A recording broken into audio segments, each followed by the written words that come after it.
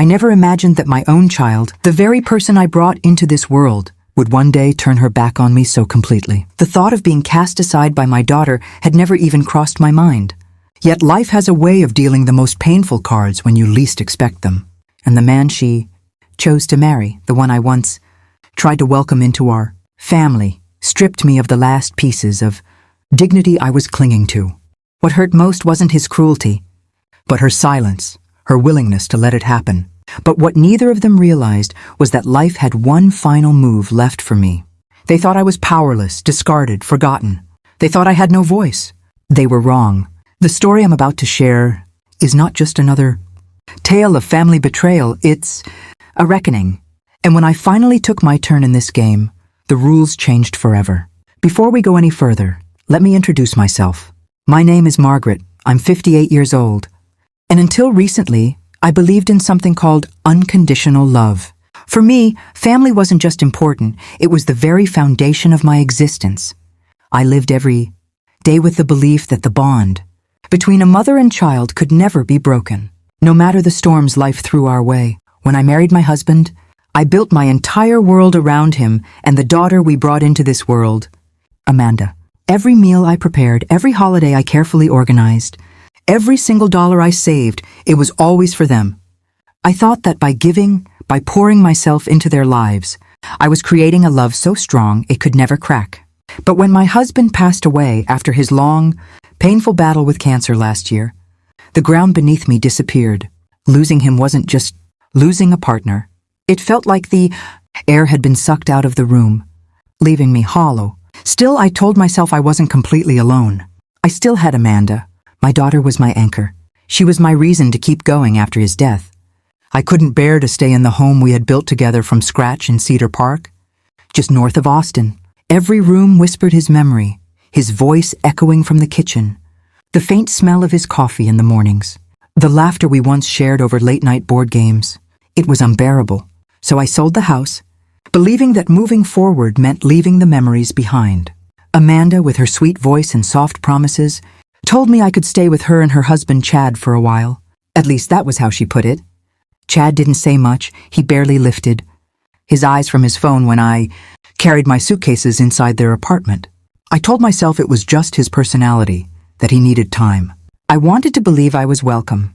I tried to make myself small in their home, invisible even. I stayed in the little room at the back, kept my belongings neatly tucked away. I cooked their meals, cleaned the counters, folded the laundry, even offered to run errands. I wasn't just a guest. I wanted to be useful, to show them I wasn't a burden. I convinced myself that if I gave enough, they'd see me as part of their family unit. Not as an extra mouth to feed, but Chad had a way of making me feel like an intruder. His eyes, sharp and heavy with irritation, followed me as though I was a permanent inconvenience. It started subtly. An eye roll when I asked a question. A groan when I switched the TV channel. A muttered word I pretended not to hear. One evening, I caught him whispering under his breath as he brushed past me in the hallway. Freeloader. The word lodged in my chest like a thorn. I told myself I had misheard, that grief was making me sensitive. But deep down, I knew I hadn't imagined it. And Amanda? My Amanda didn't defend me. Whenever Chad snapped or brushed me off, she smoothed it over with excuses. He's stressed. Work is rough right now. She said it like that explained everything. Like that justified the way he chipped at me bit by bit. So I swallowed the shame and stayed silent. Isn't that what mothers do? We endure quietly, thinking it's strength. But little did I know, silence has a way of making others think you're weak. The night everything shattered began like any other. I had spent the afternoon in the kitchen, preparing a chicken pot pie, Chad's favorite. I thought maybe, just maybe, a warm meal might soften his edges, remind him that I wasn't just some unwanted shadow in his home. The smell filled the apartment, comforting and familiar, and for a moment I allowed myself to believe it might bring us together at the table. We sat down, the three of us. Amanda scrolled through her phone, her face lit up by the blue glow of the screen. Chad leaned back, sipping his beer in that careless way he always did, as though the world itself were his to command. The silence was heavy, almost suffocating. I searched for words to break it, but before I could, Chad looked up, smirk tugging at his lips. You know, he said casually, though his words cut like a blade, maybe it's time we stop pretending this is temporary. We're not running a charity here. My fork clattered against the plate. I froze, staring at him. What do you mean? He leaned forward, his eyes narrowing. I mean, how long are we supposed to keep this up? You don't work. You don't contribute. We've got bills. We didn't sign up for another mouth to feed. His words pierced me deeper than I can describe. My heart thundered in my chest, the shame pressing hot against my skin. Slowly, I turned to Amanda, begging for her eyes, her support, her voice. But she wouldn't even look at me. Maybe it's best, Mom, she whispered, her gaze locked on her phone. For everyone's sake, if you find something more stable. Her voice was fragile, almost apologetic, but the meaning was merciless. I didn't scream. I didn't argue. Instead, I stood quietly, the weight of their rejection pressing down on me like a mountain. I walked to my room, closed the door, and packed what little I had left, 2 suitcases. That was all my life had been reduced to. I didn't cry as I folded my clothes and tucked away the last reminders of who I used to be. The tears only came later, when I was standing outside their building, the cold wind biting through my coat, realizing I had nowhere to go. Amanda didn't walk me out. Chad didn't bother to look. I sat on the curb for nearly an hour, my dead phone in my hand, my heart heavier than the luggage by my side. That night, I checked into a cheap motel, the kind with peeling wallpaper, and a vending machine that swallowed your coins without apology. I lay on the stiff bed, staring at the ceiling, listening to the hum of the old air conditioner, and for the first time in my life, I felt erased. Not widowed, not abandoned, erased. The following morning, I swallowed my pride and sent Amanda a message. I understand. I love you always, no reply. Days passed, then weeks. I sent her updates, reminders that I was still here, still alive, still her mother. Silence. Birthdays came and went without a word from her. 3 long months stretched out like a lifetime. I tried to pick myself up. I applied for jobs anywhere that would take me, grocery stores, diners, front desks. Each rejection felt like another nail sealing a coffin around me. Employers saw me not as a woman willing to work, but as a widow in her late 50s. Too broken, too old, too fragile for their fast-paced world. My hands ached, my back protested, and even babysitting or cleaning seemed beyond my strength. The loneliness was the cruelest part. It sat beside me in that motel room every night, whispering that I was unwanted, unloved, unnecessary. Shame wrapped itself around me like a second skin. How could I have given everything, my youth, my labor, my love, and end up discarded like a worn-out shoe? And then one evening, as I rummaged through a box of old keepsakes I had managed to bring with me, I stumbled upon something I hadn't thought about in years, my mother's old diary. Its leather cover was worn, the edges frayed from time. I almost put it back, dismissing it as another relic of a past life. But something deep and instinctual, urged me to open it. I sat on the edge of the bed, the dim lamp casting a yellow glow across the pages, and began to read. At first it was ordinary, notes about the weather, complaints about the price of groceries, details of Sunday church sermons. But then, as I turned another page, I found an entry that made my breath catch in my chest. He came again today, it read. He said he wished things were different, that he could make me his wife, but he has a family, a business, a name to protect. Margaret will never know. She must never know. My hands trembled. My heart pounded. I read it again and again, the words blurring through tears. My mother was writing about someone powerful, someone who had been part of her life in secret. And suddenly, I wasn't just the forgotten mother, the discarded widow. I was at the edge of a truth I never could have imagined. For the first time in months, I felt something other than despair. I felt the spark of revelation. They had taken everything from me, but they had no idea what was coming. The diary consumed me. Every night after work rejections and lonely motel meals, I sat cross-legged on that stiff bed, turning fragile pages, piecing together a story my mother had buried decades ago. At first, I thought it was just meaningless whispers from the past, an affair, a secret longing. But the more I read, the more names appeared. Real names, places I knew, dates that overlapped with my own childhood. One entry in particular left me shaking. He brought me an envelope today, said it was to help with the child. He insists no one can ever know. If the truth came out, it would destroy everything. The child. My heart stopped. I read the sentence over and over, my fingers pressing hard against the ink as though I could pull the truth from the page. Was she talking about me? Was my entire life built on a secret my mother took to her grave? The following morning I couldn't sit still. The questions spun in my head like a tornado. Who was this man? Did my father know? Did I even know who I truly was? With trembling hands, I copied every name from the diary into a notebook. Business partners, locations, initials scrawled in margins. There was one name that repeated more than the others. R. Whitmore. It struck me like lightning. Richard Whitmore. A name etched into this city like stone. The Whitmores owned half the properties downtown. Their family photos appeared in magazines. Their donations built hospitals. Their name was synonymous with wealth and power. Could it be possible that he was the man my mother wrote about? I wasn't sure what to do, but instinct told me I couldn't keep this to myself. If this diary held the truth, it meant my entire bloodline wasn't what I thought it was. And it meant that the Whitmores, one of the most powerful families in town, had secrets. They had spent decades hiding. That night I dreamed of Amanda. Her cold words echoed in my sleep. You're useless now. But in the dream, instead of weeping, I stood tall. I looked her in the eye and whispered, "You don't know who I am."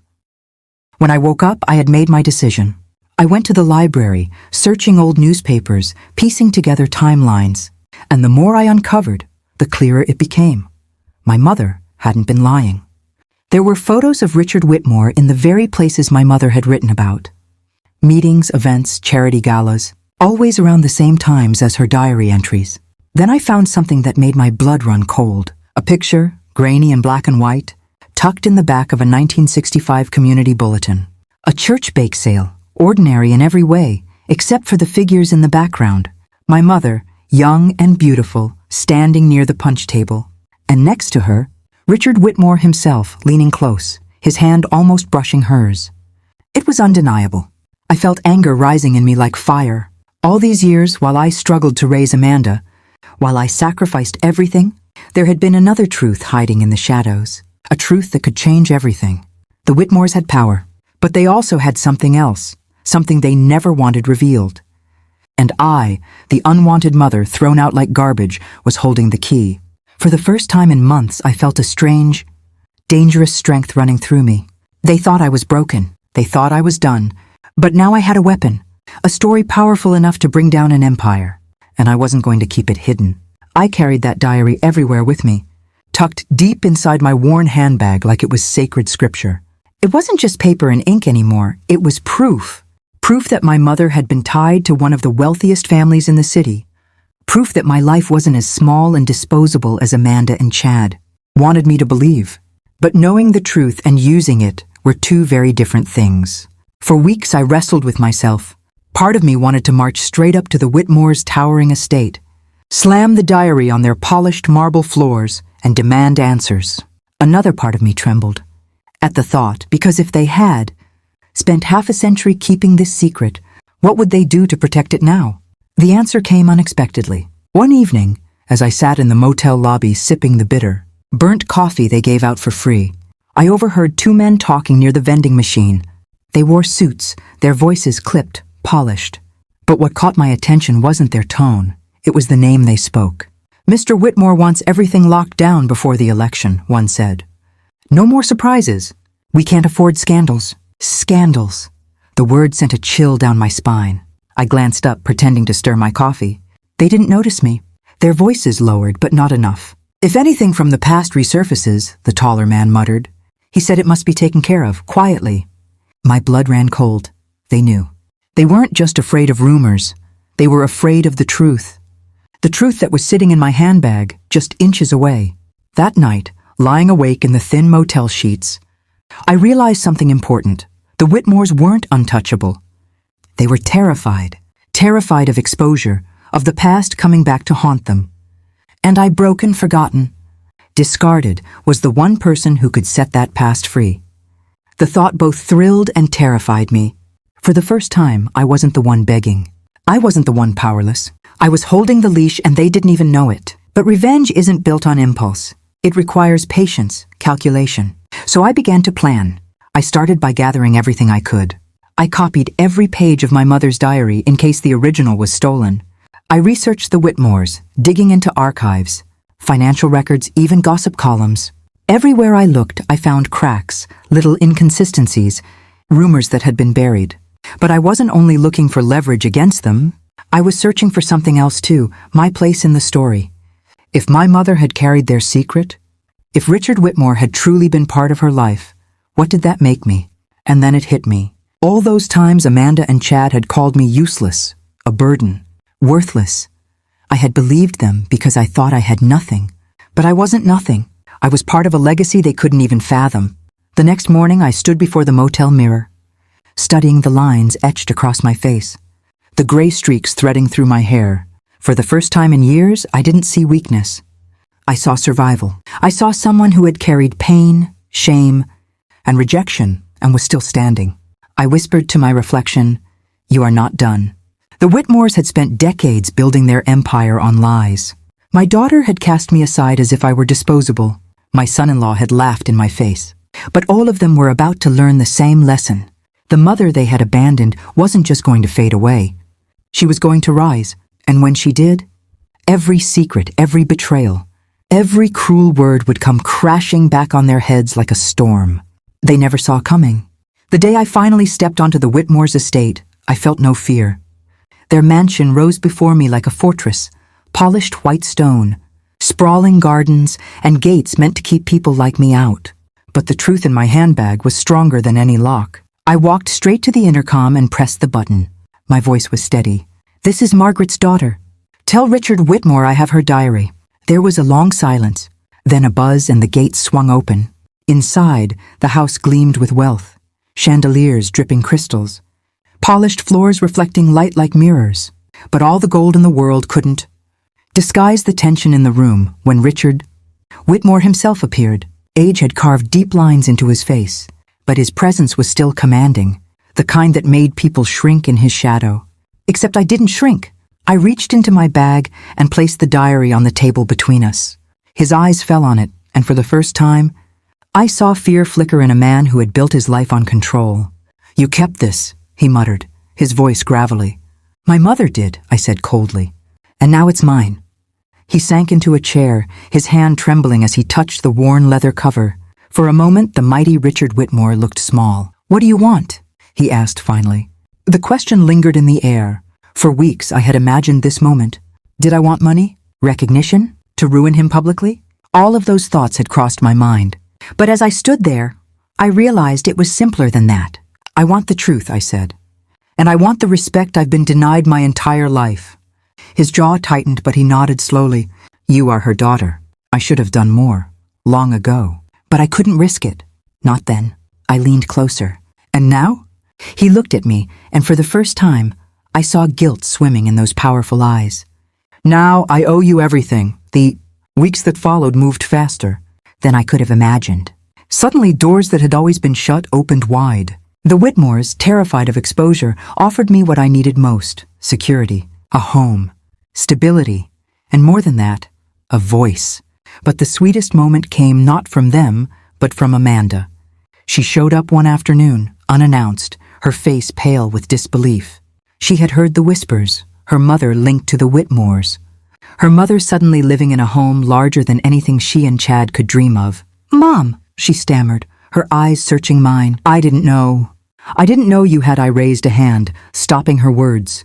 My heart ached because despite everything, she was still my daughter. But the wound of her betrayal had left scars that would never fade. "You didn't want me when I had nothing," I said softly. "You threw me away. Remember that." Tears welled in her eyes.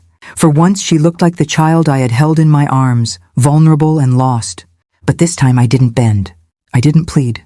I simply turned and walked away, leaving her to wrestle with her own choices. Because I had finally learned the truth. I was not useless. I was not disposable. I was a woman with power, with dignity, with a story no one could erase. And the people who tried to bury me had only planted a seed. Now I was rising, stronger, sharper, unstoppable.